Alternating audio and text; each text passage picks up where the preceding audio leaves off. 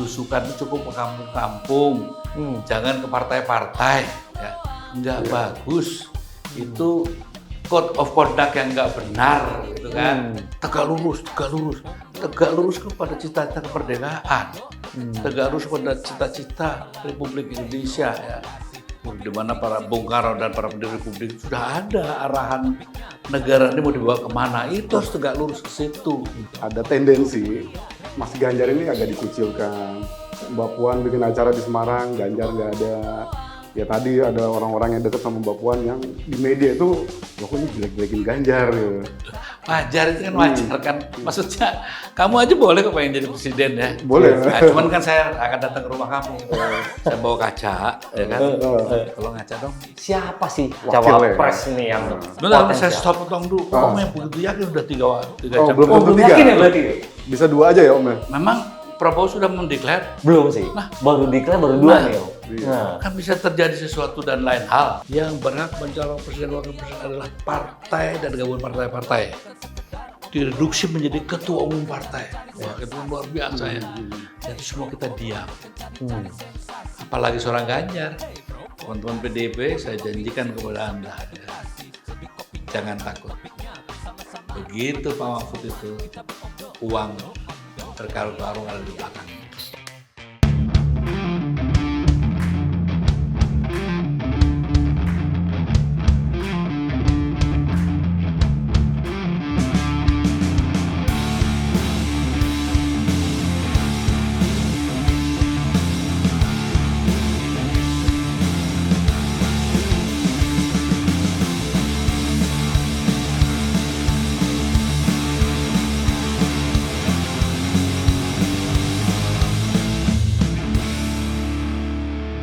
Halo Sobat Omdo, kembali lagi di Bincang Omdo bersama saya Hatim Farabi dan Elba Damhuri.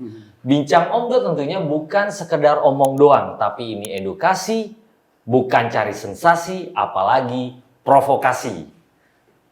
Ya, Pak. Iya, betul. Jadi kita edisi kali ini bahas soal capres, Bang Hatim. Yang lagi seru nih, Pak nih. Cawapres, dan sekarang manuvernya kan dahsyat nih ya. Luar biasa. Manuver baik capres, cawapresnya maupun partai yang mengusung koalisi capres-cawapres ini. Dan ini luar biasa di studio kita ada, kalau saya sih nyebutnya guru bangsa. Guru bangsa. Guru bangsa, guru politik. Guru politik. Guru politik dan hebatnya lagi budayawan. Hmm. Dan lagunya tuh di kepala kita mengena terus. Apa itu, Pak, salah satunya? Ada badai pasti berlalu. Badai pasti berlalu. Yang paling top itu merpati. Merpati. Putih. Oke. Itu waktu Once Kelihatan usianya nyanyiin, nih, waktu Alba Once nyanyiin itu wah, luar biasa di konser. Ya, Pak Eros Jarot. Ya. Pak Eros Jarot, kita kenal sebagai guru politik, sebagai guru aktivis juga. Jadi lebih cocok kita panggil mendingan Om aja deh. Om Eros ya. Om Eros Padahal aja. Seumuran sama. Terima kasih nih Om Eros Terima kasih, sudah Om. datang Sama-sama, di sama-sama. YouTube channel Omdo nih. Ya kan? Ya luar biasa buat kita nih Om Eros nih. Tapi bukan omong doang lah nih. Bukan. Buat omong doang. Ini kita ngomong-ngomong sesuatu yang biar kredibel, biar Ya pokoknya edukatif. kalian nanya, saya jawab kan enak. Oke, terima kasih Om Eros. Jadi soal capres Om Eros, kemarin di hari Kartini 21 April PDIP secara resmi mendeklar Pak Ganjar sebagai capres. Nah ini sebenarnya di satu sisi memang tidak mengejutkan ya Om Eros ya, tapi di sisi lain ada juga yang bertanya kemana Bu Puan Maharani? Kenapa akhirnya Ganjar yang dipilih? Nah kira-kira gimana nih Om Eros? Cerita di balik itu seperti apa ini Om Eros? Sebetulnya kan kalau diperhatiin ya, kalau yang perhatikan secara serius itu kan sebetulnya ada 3 nama ya sejak ya taruhlah 7 tahun yang lalu ya sudah di kalangan kami yang sudah ada tua-tua gitu kan ya. Saya sendiri diserahin waktu itu ada yang namanya Cahyokumolo ya, tapi waktu dia kan bukan asli dari PDIP. Kontender keduanya itu yang saya diminta untuk menggrooming itu namanya Pramono. Ya yang memang di jajaran pertama itu Ganjar ya. Memang dalam perkembangannya ya begitulah. Kalau ada keinginan gitu ya dari salah satu putri Jababeka kan wajar itu kan, manusiawi ya. Tapi akhirnya kan orang kalau pakai baju harus ngukur baju kan ya. Kalau kedodoran juga nggak enak, kesempitan nggak masuk. Mungkin akhirnya juga Puan menyadari itu ya, bahwa memang rakyat lebih nyaman ya, ataupun seluruh kader PDI lebih nyaman kalau Ganjar yang diberikan kesempatan untuk kali ini. Jadi sebetulnya bukan masalah apa senang tidak senang ya, tapi sebetulnya kan ini kan pasar politik ya. Pasar politik tergantung pada pembelinya juga ya. Nah, kalau ya jualan Puan ternyata sampai ya detik-detik terakhir 3% aja nggak nembus kan. Nah, sehingga tanpa ada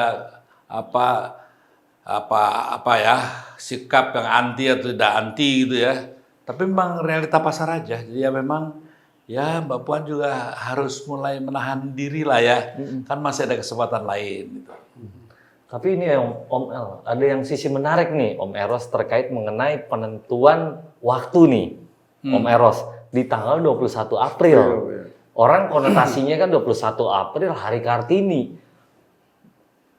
Masyarakat pasti berpikirnya, wah jangan-jangan Mbak Puan yang dijadikan capres dari PDIP. Kalau ada misteri kan bagus kan? Ya. Justru yang menarik itu kalau ada misteri. Kalau datar-datar aja kan nggak seru ya. Itu sisi menarik. Iya dong. Jadi wah ini pasti Puan. Ternyata keliru. Memang banyak orang yang menurut saya di dunia medsos ini berseliweran. Dari mulai analis yang sok tahu gitu kan.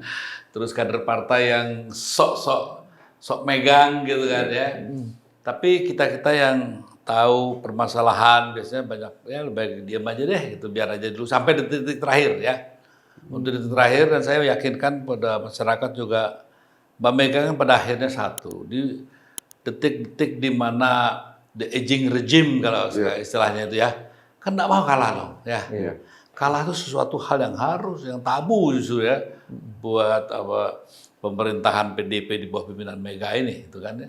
Sehingga ya dicarilah kontestan yang kira-kira diterima pasar, ya Ganjar lah gitu ya.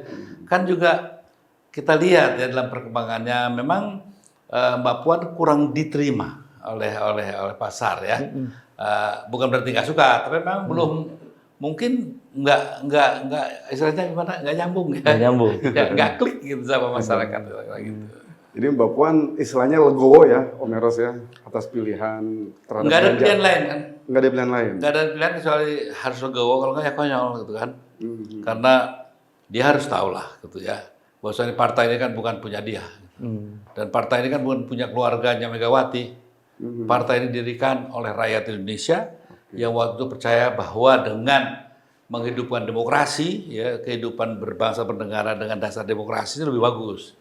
Bahwa misalnya sekarang ada hal-hal yang dipertanyakan oleh masyarakat, itu kan perkembangan kemudian. Ya. Yang itu yang perlu nanti seluruh rakyat Indonesia juga, marilah kita sama-sama gitu kan. Saya sendiri sebagai orang yang ikut mendirikan PDIP ya, bukan PDI, kalau PDI kan udah lama ya. PDIP. Saya berharap memang partai ini, saya rasa Mbak Mega juga waktu itu nggak menginginkan partai jadi partai keluarganya ya. Tapi ini kan maaf aja ya, yang lidahnya panjang-panjang kan banyak di sekelilingnya ya. Yang sebetulnya akhirnya apa ya? Ya seperti itu, Mbak, iya Mbak, cium tangan, gitu kan. Itu kan satu hal yang menurut saya apa ya? Bahaya gitu. Oh ya bahaya itu. Masa kehidupan yang feudalistik itu dipelihara ya. Mungkin saya rasa Mbak Mega juga saya ngomongin dia nggak marah gitu ya. Ya kalau marah saya bilang, ya Mbak lupa ya gitu kan. Gitu. Jadi biasa-biasa aja lah. Nah ini berlebihan kadang-kadang. Para pendukung Mega itu Puan waktu itu kan, menghajar Ganjar seperti itu, gitu kan. Itu kan satu hal yang sebetulnya membuat masyarakat jadi bingung ya. Ini apa-apaan sih ini partai gitu kan ya. Syukurlah tiba-tiba mungkin angin setelah Lebaran itu ya membuat orang lebih wise, lebih dingin, sehingga bisa berpikir gitu. Kira begitulah. Ya karena memang sebelumnya kan ada tendensi Mas Ganjar ini agak dikucilkan. Mbak Puan bikin acara di Semarang, Ganjar nggak ada. Ya tadi ada orang-orang yang dekat sama Mbak Puan yang di media itu loh kok ini jelek-jelekin Ganjar ya. Wajar itu kan wajar kan. Maksudnya kamu aja boleh kok pengen jadi presiden ya. Boleh. Nah, cuman kan saya akan datang ke rumah kamu. Saya bawa kaca, ya kan. Tolong ngaca dong. Iya. Nah, kira-kira begitulah. Aslinya sama Puan juga saya katakan ya. Puan, kamu kan masih muda, masih banyak waktu, ya kan. Menjadi ketua DPR saja itu sudah bagus sekali, gitu ya. Dan kita harus tahu lah, ya kan. Andai kan gitu, dia anak siapa kan belum tentu jadi apa-apa, ya. Itu pun harus sadari. Gitu. Jadi jangan saya anjurkan ya kepada seluruh kader PDIP jangan memanjakan lah ya. Perlakuan seperti biasa. Saya juga ingin seluruh kader kita ini jangan berlebihan ya. Tegak lurus kepada cita-cita kemerdekaan. Tegak lurus kepada cita-cita Republik Indonesia ya. Di mana para Bung Karno dan para pendiri Republik sudah ada arahan negara ini mau dibawa kemana, itu harus tegak lurus ke situ gitu ya. Nah ini yang sebetulnya orang-orang kayak saya ini mungkin tidak begitu disukai kalau saya ngomong gini ya.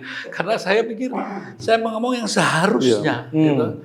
Jadi kalau samanya ada yang nanti merasa tidak suka, ya enggak apa-apa gitu kan. Kan ini kan negara yang kita kelola bersama. Tidak ada yang saya merasa benar. Apakah saya omong ini benar? Belum tentu ya. Tapi yang saya pahami ya, yang saya pahami tentang ajaran Bung Karno, bapaknya Ibu Mega, saya hafal betul gitu kan ya. Ya kalau ada yang belum tahu ya tanya saya aja nanti teman-teman kader-kader itu ya. Kemana sih sebetulnya PDIP harus dibawa gitu kan. Saya akan jelaskan dengan sejelas-jelasnya gitu ya. Jadi feodalisme itu sangat tidak disukai oleh Bung Karno gitu ya. Kedua, pembodohan tidak disukai. Ya. Nah, apa sih yang disukai? Pencerdasan. Itu makanya dimasukkan ke dalam preambul Undang-Undang 45 ya, bahwa membawa bangsa ini cerdas itu kan satu hal yang menjadi kewajiban ya bagi seluruh pemimpin di negeri ini untuk menjalankan amanat itu. Jadi bukan kayak sekarang malah ini contohnya, waduh, mirip cawapres saja, aduh rakyat tuh ya. Tapi sekarang nih bawa, dia nggak ngerti tuh dia betul maju banget nih gitu kan. Iya, Anies pun masih oglek-oglek gitu ya, kayak kapal ini kan. Jangan-jangan tiba-tiba ada yang lari satu selesai ya. Nah, hal-hal seperti ini saya minta ya saya sendiri ya. Maaf saya kalau saya ngomong belak-belakan begini kepada Pak Jokowi gitu. Wah Pak Jokowi kalau Anda belusukan ke kampung-kampung, wah saya support itu. Kalau belusukan ke partai-partai janganlah. Karena sekarang ke partai terus nih Om Eros. Belusukan ke partai-partai itu ini kan presidensial ya. Parlementer sih boleh aja dia ke partainya gitu ya. Kalau parlementer kan sama parlemen harus ini presidensial. Jadi tidak boleh presiden milik satu atau berpihak kepada satu partai atau satu kandidat ya. Tidak sehat. Nah, ini yang sebetulnya harus juga jadi teguran. Jadi kalau maunya saya nanti nggak disukain itu ya sama para pendukung Pak Jokowi, saya bilang begini ya, Anda itu mencelakan Pak Jokowi. Saya yang bela Pak Jokowi supaya Pak Jokowi disintai rakyat sepanjang sejarah. Jangan hanya dalam sejarah dia mimpin. Pada saat dia mimpin lagi semua dibongkar. Lebih baik pada saat dia mimpin ini saya bilang, Pak, belusukan itu cukup ke kampung-kampung, jangan ke partai-partai, ya, nggak bagus. Itu code of conduct yang nggak benar, gitu kan. Nah, itu yang saya harus selalu ingatkan gitu loh ya. Seperti itu gitu loh. Berarti cawe-cawe Pak Jokowi terhadap partai sekarang ini terkait Pilpres, Pak Om Eros nggak terlalu setuju gitu ya? Loh, Undang-Undang Dasar bilangnya apa? Yang mengendorse partai apa? Presiden wakil presiden kan hanya partai. Nggak ada tuh bilang presiden nggak ada. Gitu. Jadi ya wajar-wajar aja kalau Mbak Mega, siapa lu? Gue ini ketua umum partainya kan gitu ya. Nah jadi ginilah, cobalah kita berbangsa dan bernegara ini, penyelenggara negara kita jalan secara sehat ya. Yang berdasarkan koridor yang seharusnya. Nah banyak yang tidak seharusnya diiyakan karena ada zona nyaman yang dirasakan oleh kelompok tertentu. Sehingga kalau saya ngomong gini, wah ini bahaya, membahayakan zona nyaman kita. Ada bilang juga, ya ada sih nggak kebagian. Maaf ya, nggak kebagian jabatan. Oh saya dulu yang Tanya Mbak Mega, siapa yang nyusun kabinet pertama Iya. dari PDIP? Yang diserahkan kan saya sama Pak Franseda. Franseda almarhum ya, Om Ya. Eros ya. Jadi saya ditanya, memang saya nggak mau jadi orang, saya juga nggak minta jadi apa, jadi menteri gitu ya. Terakhir pun saya sudah bilang adalah dalam komitmen tertentu, kalau udah nggak ada orang lagi oke lah. Tapi kalau masih ada yang lebih baik, kenapa tidak? Jadi kan kadang-kadang ini aneh ya. Orang-orang bilang karena nggak kebagian. Maaf aja tanya Mbak Mega lah. Tanya loh, karena banyak kan bertanya, Mbak Mega bener nggak sih? Mas Eros waktu tawarin tanah sekian, ditolak. Kenapa? Itu. Karena saya ingin beri contoh, bahwa berjuang itu tidak harus mendapat imbalan bagaimana materi yang digambarkan. Gitu. Jadi kalau menurut saya waktu itu, kalau Mbak Mega mau ngasih hadiah saya cuma satu kok. Apa tuh, Om Eros? Lakukan apa yang kita janjikan di awal kita mendirikan PDIP. Itu hadiah terbesar buat saya. Kalau jabatan kecil lah itu ya. Apa sih? Ternyata uang, apalagi ya toh. Seorang saya akan mati dengan tersenyum kalau Mbak Mega memberikan saya hadiah yang paling besar dalam hidup saya. Kembali ke jalan revolusi Indonesia, itu aja. Om Eros, ini kan sekarang kalau kita bicara capres sudah muncul nih, udah kelihatan.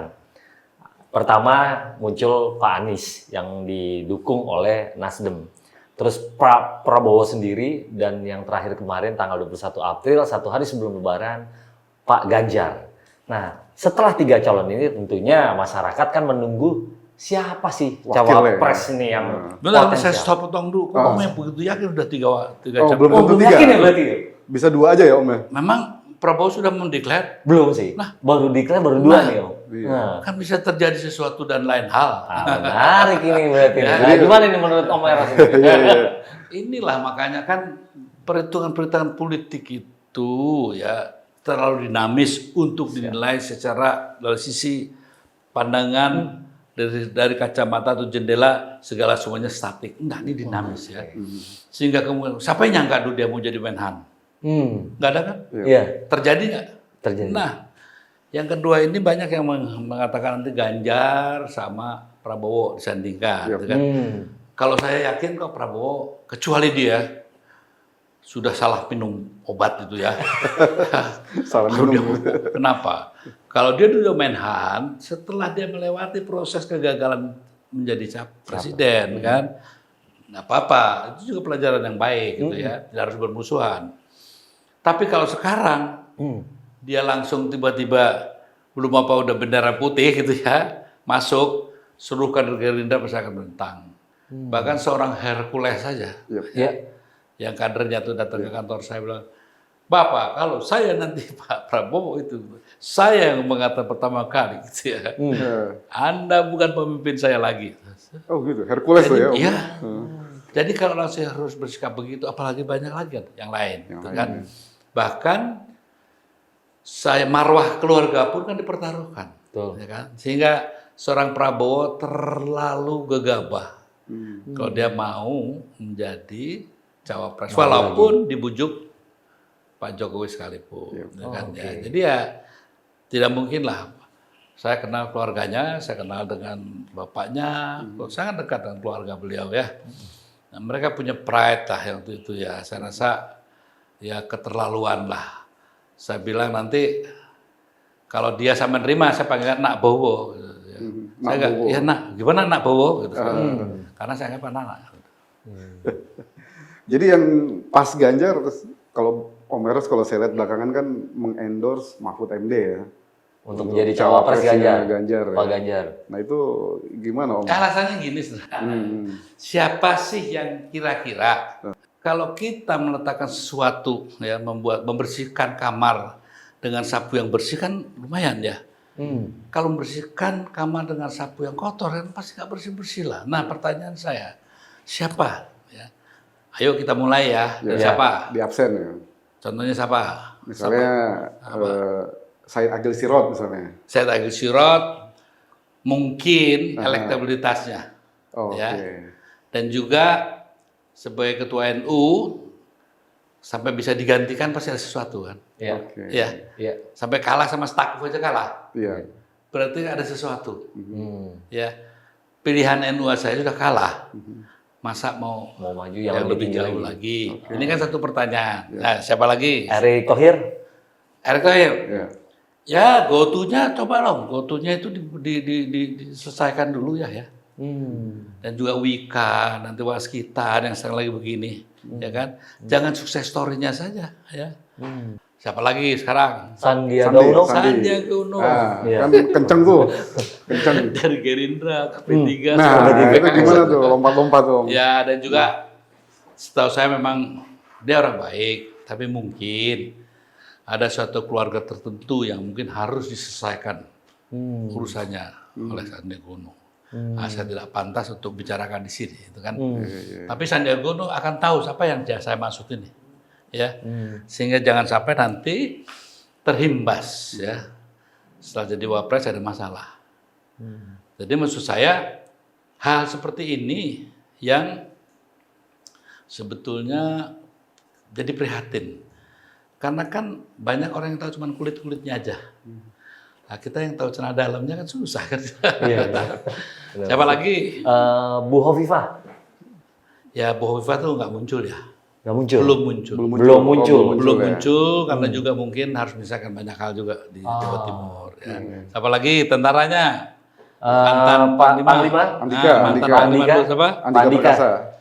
Nah, tanya aja Bung Andika. Saya khusus datang 4 mata. Ya. Saya bangsa ini begini. Memang satu, saya hormati dia. Dia orang yang tahu diri. Dia katakan, apakah saya mampu, Mas? Apakah ada yang bakal milih saya? Partai mana yang mau mengajukan saya? Satu hal yang jujur menurut saya ya. Tapi kan saya bilang, nyali dulu deh. Gitu. Nyali dulu ya. Nyali dulu ya. Tentara kan nyali dulu ya. Kan ya. Tapi mungkin dia anak sopan. Sehingga mungkin dia lebih memilih membantu siapapun yang menang. Nah, kan yang sebenarnya pemainnya tuh mertuanya, Hendro ya. Nah, dia juga teman saya manuver itu kan. Saya juga Hendro teman tidak bereaksi ya saya bilang sudah berarti enggak. Karena kalau Hendro sudah manuver saya pasti datang ke dia. Gimana nih masalahnya? Gitu kan. Jangan diam aja ente gitu kan kayak gitu. Tadi pasti kita gitu. Tapi karena saya tidak ada sign yang cukup serius ya dari pihak Hendro. Jadi saya pikir ya sudahlah nggak ada itu. Jadi ya sayang sekali ya di bidang militer tuh belum ada kandidat. Belum ada kandidat. Jadi menurut Om Eros nih, dari tadi kita bahas masalah cawapres itu. Nah, kalau bicara elektabilitas ini atau berdasarkan yang diterima pasar, yang mana nih Om dari ini? Begini aja deh. Saya pergi kemana-mana ya. Yang takut sama Mahfud itu cuma para pejabat yang sekarang ada masalah kok. Ya, rata-rata kaum intelektual mendukung, rata-rata anak muda mendukung, ya. Dan kalau toh dikatakan alasan yang sering saya dengar ya di dalam tuh, dia bawa duit apa nggak punya duit? Duit Ya. nggak ada, elektabilitas kan rendah masih Om. Siapa bilang? Udah naik. Orang baru aja kok kan ya. Oh iya. Kan dia baru ya. Baru berkiprah aja sudah seperti itu. Artinya gini, memang ada catatan-catatan, ya catatan-catatan dari Pak Mahfud tidak sempurna ya. Tapi the best from the worst itu mungkin kayak seperti itu bisa dicantumkan seperti itu ya. Dengan kata lain satu hal yang memungkinkan kita bisa katakanlah memerangi oligarki, mafia, segala itu figur seorang Mahfud itu mewakili kondisi batin masyarakat. Ya, sayangnya kan saya bukan ketua umum PDIP. Kalau saya ketua umum PDIP bisa saya udah ketok gitu kan. Nah tapi ya terserah Pak Mega. Kalau masalah nggak punya duit, saya janjikan teman-teman PDIP, saya janjikan kepada Anda ya, jangan takut.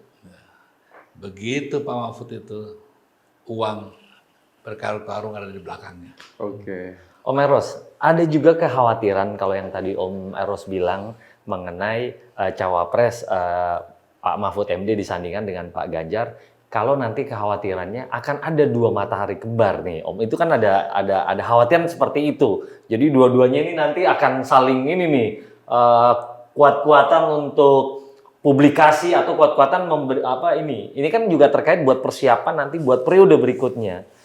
Itu yang menjadi khawatir. Apapun namanya, Mahfud tidak akan melebihi kok elektabilitasnya di Ganjar. Ya. Dan kalau dia macam-macam, saya juga bilang, gitu, lu jangan macam lu, bunuh diri kamu. Saya bilang gitu kan ya. Jadi nggak usah khawatir lah soal itu. Kalau matahari kembar itu dalam posisi ya dengan kalau di antara matahari kembar itu nggak apple to apple masalahnya gitu ya. Dia besar di wilayah ini, Ganjar di wilayah ini. Kecuali dua-duanya berdempetan, gitu ya.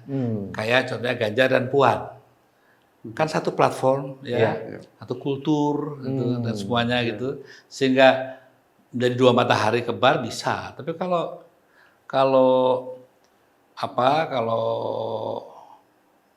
Mahfud sama situ, saya rasa tidak akan seperti itu. Mungkin yang perlu ditata nanti kan masalahnya satu, gitu, kejelasan dari arah pemerintahan itu sendiri. Ganjar sendiri ya, politik manajemen pemerintahannya seperti apa? Apakah memelihara buzzer-buzzer yang nggak jelas itu, atau membiarkan gitu satu orang menjabat sampai 10 nomenklatur, kayak nggak ada orang lain aja, itu kan?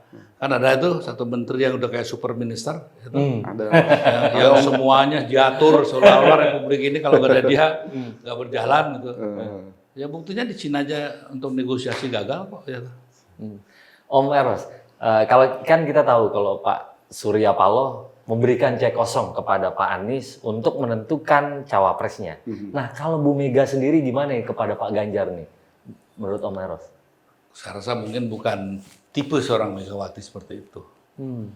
Artinya mungkin karena dia saking sayangnya sama PDIP nggak mau rusak gitu ya. Bisa aja kan sikap seorang ibu. Jadi tidak usah berburuk sangka dulu gitu ya. Tapi bisa aja dengan pemikiran seperti itu. Tapi rasanya kok kayaknya nggak mungkin tuh ya. Jar, kamu pilih aja deh. Kayaknya nggak mungkin tuh. Terlalu indah untuk untuk menjadi kenyataan gitu ya. Jadi ya kenapa sekarang Ganjar juga masih harus ngerem-ngerem gitu ya. Karena masih ada satu kerjaan yang belum selesai ya.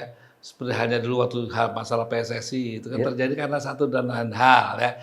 Nah, tapi mungkin kalau sekarang suruh ngomong lagi kayak gitu pasti bilang, nanti saya pikirkan lah ya, gitu pasti gitu. Karena sudah ada tiket. Ya. Nah, harus hati-hati ya, hati-hati karena memang kan sepenuhnya bayangin aja, yang nama dalam Undang-Undang Dasar 45 aja ya, yang berhak mencalon presiden wakil presiden adalah partai dan gabungan partai-partai. Direduksi menjadi ketua umum partai. Wah, itu kan luar biasa ya. Dan itu semua kita diam. Apalagi seorang Ganjar, ya kan? Institusi Republik ini, institusi demokrasi di Republik ini aja diem kok, gitu. Apalagi cuma seorang Ganjar. Saya bilang, Jar, wih sopo tuh yo, gitu kan. Jadi ya hal seperti ini harus dipahami sehingga jangan juga kita selalu mengecilkan, si Ganjar sih takutan sama Mbak Mega. Ini masalah kode etik, kultur ya, hal-hal yang mungkin perlu sekarang ini diperlukan seorang seperti Megawati. Periode yang akan datang tidak diperlukan lagi gitu kan, mungkin gitu.